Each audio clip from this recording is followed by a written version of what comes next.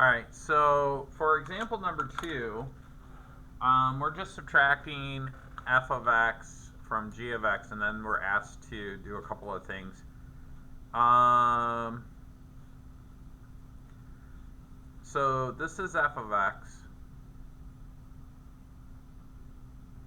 This is g of x. And we're being asked to subtract subtract g from f, state the domain. Remember, that's all x's. Can you guys see that? Maybe I should change that color. Remember, the domain is all possible x's.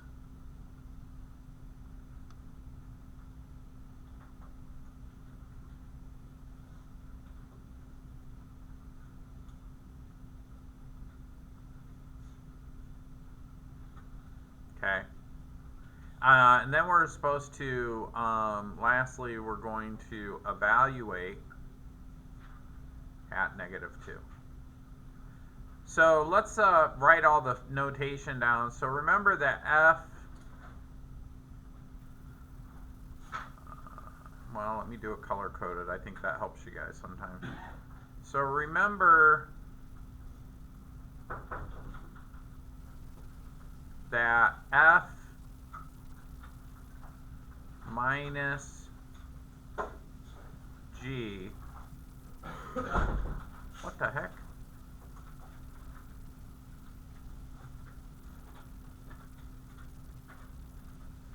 F minus g is the same as f of x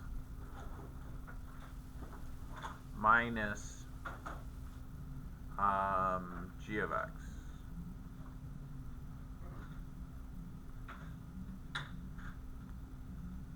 So now this one is going to be an interesting one. F of x is pretty easy. I'm just going to say 3x cubed minus 2x squared plus 5. But since I'm subtracting g of x, I'm going to put g of x in parentheses, and that's kind of a long one, right? So for g of x, I'm going to, in parentheses, I'm going to put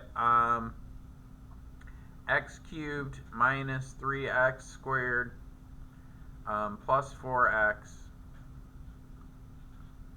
minus 2. All right? And remember that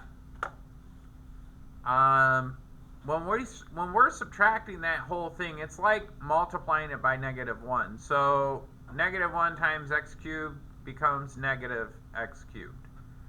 -1 times negative 3x squared becomes a positive 3x squared. -1 times a positive 4x becomes a negative 4x.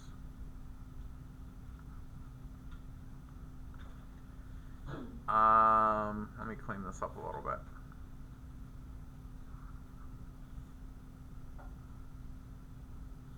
And then -1 times -2 becomes a positive 2. Okay.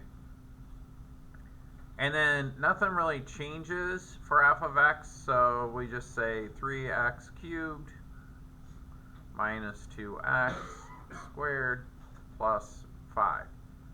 And now I got to go and combine like terms, right? So to combine like terms, let's use orange. This is x to the third power, and I have an x to the third power here. It's really minus 1x to the third power. So 3 minus 1 is just 2x to the third power. Next, let's do, I don't know, let's do this funky green.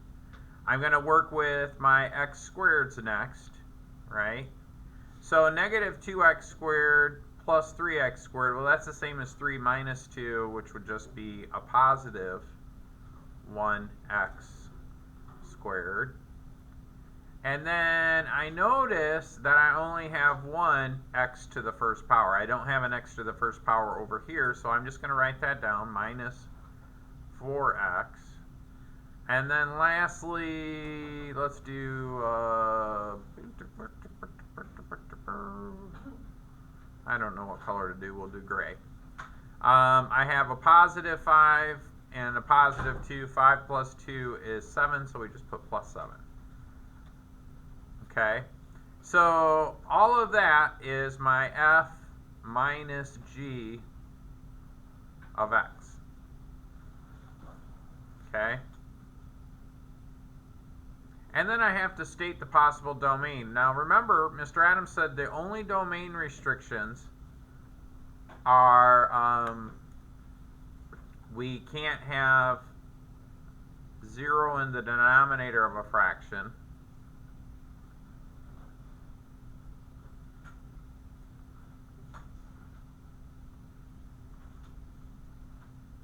Or we can't take the square root of a negative number. We'll call it n, minus n. So those are the only thing we have to think about when it comes to domain. Domain are the possible x's. Those are the numbers that we plug into the function. Remember that in our model, our x value is the input, and it goes into the function, whatever the function is.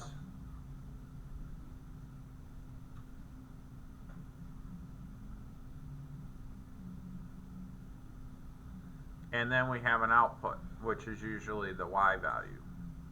So our x is the input. And so when we say domain, what we're really looking for is, is there a number for x that we can't use? And so when we think about that, we think about, well, what value for x will make the denominator of this expression equal 0, or what value of x might give us a negative number in a square root, or an even root, technically. Well, we don't have a square root symbol, and we don't have a fraction. So our domain then, for this particular one, the domain is all real numbers.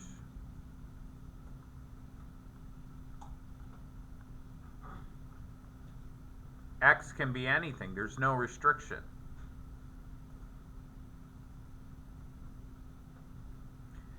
You might see it written like this in some textbooks, negative infinity to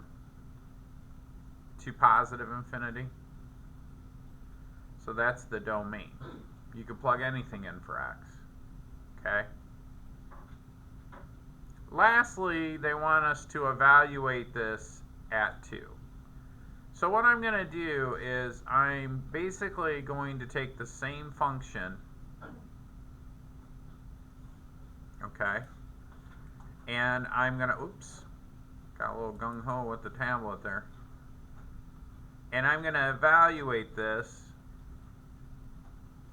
But wherever there's an x, I'm going to plug in negative 2. So what I like to do is I like to write the whole thing out, put parentheses wherever there's an x, and then fill in the parentheses with whatever I'm evaluating it at. So this is a 2. Whoops, wrong color. So here's an x, I plug in a 2. Here's an x, oh, it's got to be negative 2, I'm sorry, so negative 2. Plug in a negative 2. Plug in a negative 2. Plug in a negative 2. Okay? Now what's negative 2 to the third power? Anybody know?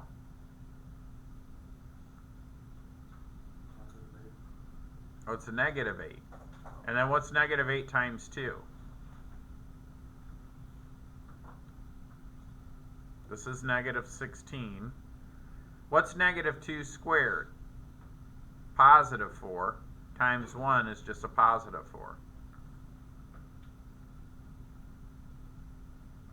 Negative 4 times negative 2 is a positive 8. And then we have plus 7.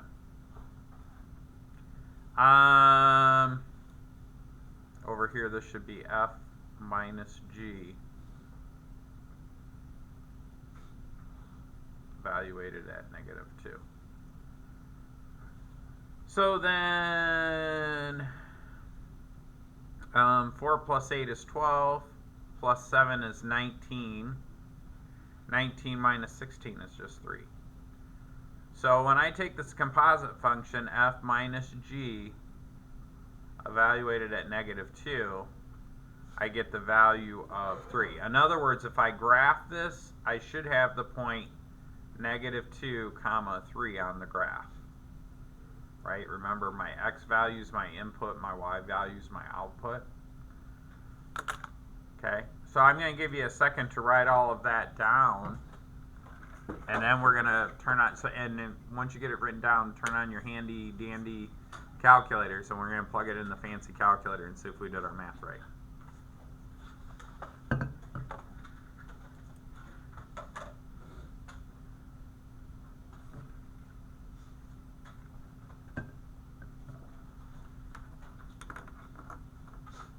All right. So let's clear this out. Oh, got to move my face somehow.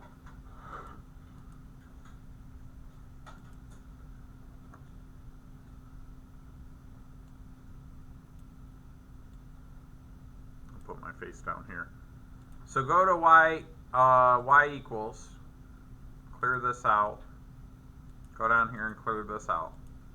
Now what we're going to do is we're going to put the original functions that are subtracted. In other words, we're going to do f of x minus g of x. So we're going to say 3x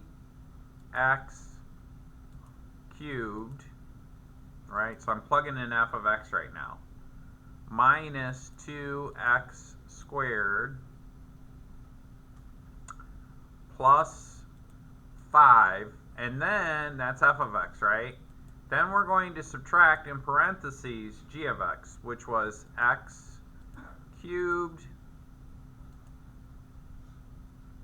minus 3x squared plus 4x minus 2. Okay.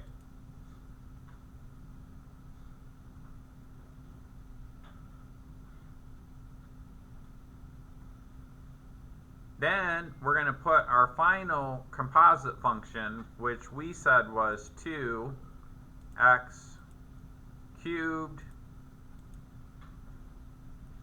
plus 1x squared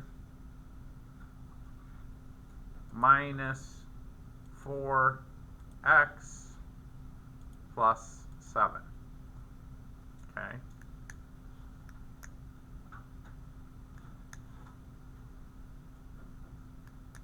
Now,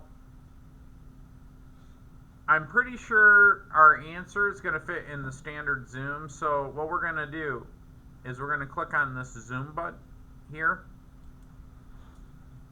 and go down and choose option number 6. That's the standard zoom that makes your x minimum and maximum go from -10 to 10. You're setting up the window of the graph. It goes from -10 to 10 in the x direction, and it goes from -10 to 10 in the y direction.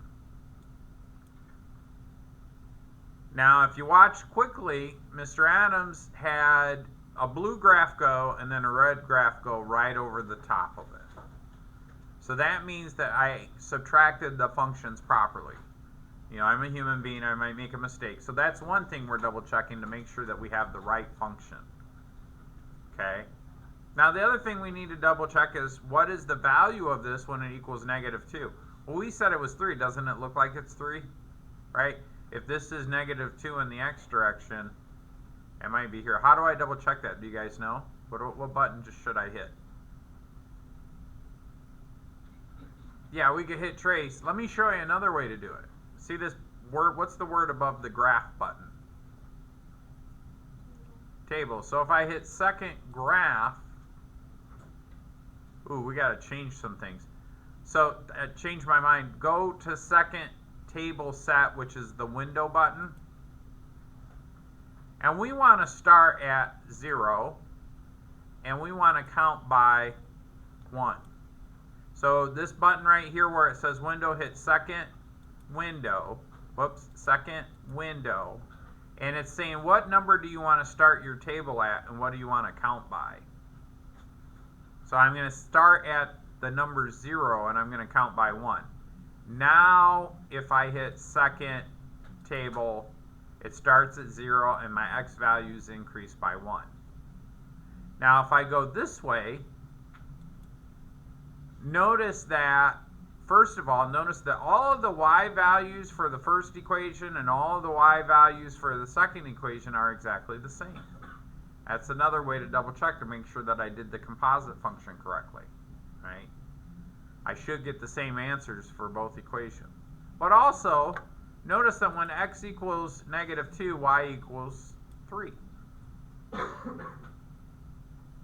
Dun, dun, dun. Go ahead and hit graph. Hit trace, which some of you guys suggested before, and hit -2. Now when I plug in that value for -2, guess what? It does equal 3. So let's go ahead and kind of, I don't know, sketch that, maybe, roughly, in your notes. I'll just take a little screenshot here. I'll put that down towards the bottom here. It's going to be a big, humongous. Let me make it a little smaller. You guys got to make that noise. We'll just put that right there. Okay? And that's it.